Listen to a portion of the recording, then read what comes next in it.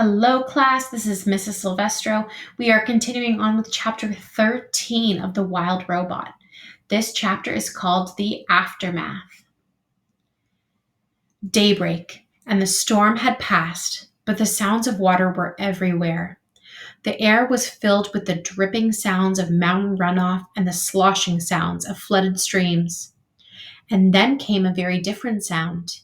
It was the clanging sound made when a robot slips on a wet rock. There were quite a few clangs that morning.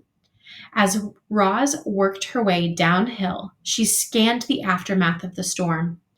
Giant mounds of mud and debris had formed below the cliffs. The island's central river had crested its banks and spilled into the nearby fields and forests. Some trees had been uprooted. Others were submerged, their upper branches barely poking above the floodwaters, their lower branches swarming with fish instead of birds. After such a storm, you might expect to see animal corpses scattering among the devastation, but the animals seemed to have survived just fine. Somehow they had known the storm was coming, and they had found shelter long before it rolled in. Lowland creatures who sought refuge on higher ground were waiting patiently for the water to recede. Deer were wading through the flooded fields. Beavers were busily collecting a trove of fallen branches. Geese honked in the sky before splashing down into a watery section of the forest. Clearly, the animals were experts at survival. Clearly, the robot was not. Roz was crusted with mud and grit, so she gave herself another good cleaning.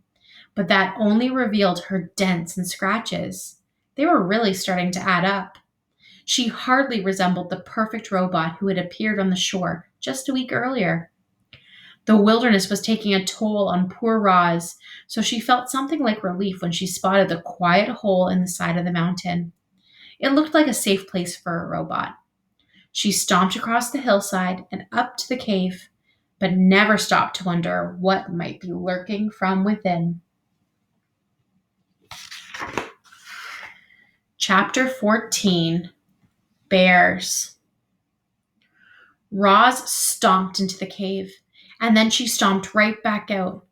"Please stay away," said the robot to the two bears who were now nipping at her heels.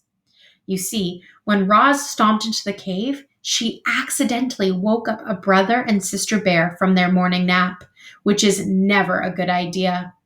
And to make matters worse, bears have an instinct that drives them to attack when a creature runs away, especially if the creature running away is a mysterious, sparkling monster.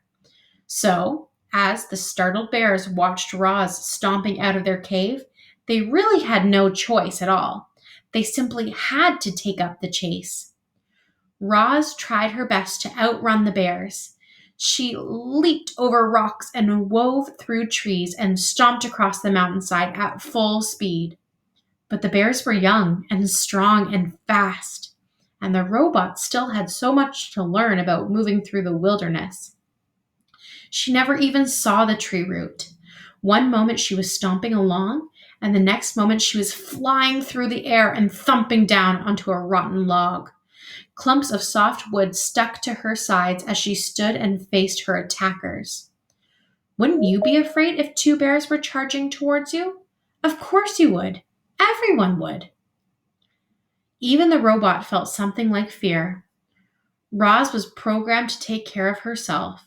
She was programmed to stay alive. And as the robot watched those bears charging towards her, she knew her life was in serious danger. The bears slammed into Roz, knocking her against the trunk of a towering tree. Then one bear dove at her legs, and the other clawed at her chest. If only the robot had swung her fists or kicked her feet, she could have scared them off. One good bop in the nose would have sent them running. But the robot's programming would not allow her to be violent. Clearly, Roz was not designed to fight bears. Powerful jaws chomped her arms. Sharp claws slashed her face. A massive head rammed her chest. "Please stay away," said the robot. "Roar," said the sister bear. "Grrr," said the brother bear. And then the bears went in for the kill. But the robot had vanished. Okay, chapter 15, The Escape. Using all the strength in her legs, Roz jumped straight up, high into the air, and landed on a tree branch overhead. The tree shook with the sudden weight of the robot, and then thunk thunk. 2 pine cones bounced off Roz, and a moment later, thunk thunk.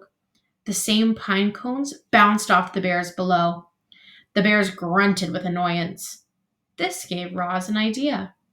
The robot's programming stopped her from being violent, but nothing stopped her from being annoying. So Roz plucked the pine cones from nearby branches and lobbed them down at the bears. Thunk, thunk, thunk, thunk.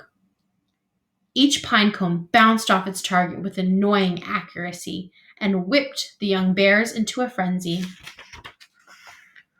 Roar, said the sister bear. Grrr, said the brother bear.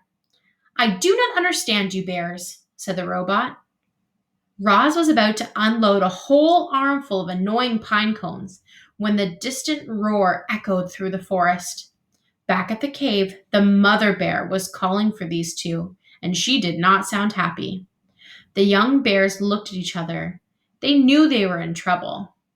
But before lumbering home, they glared up at Roz and snorted one last time.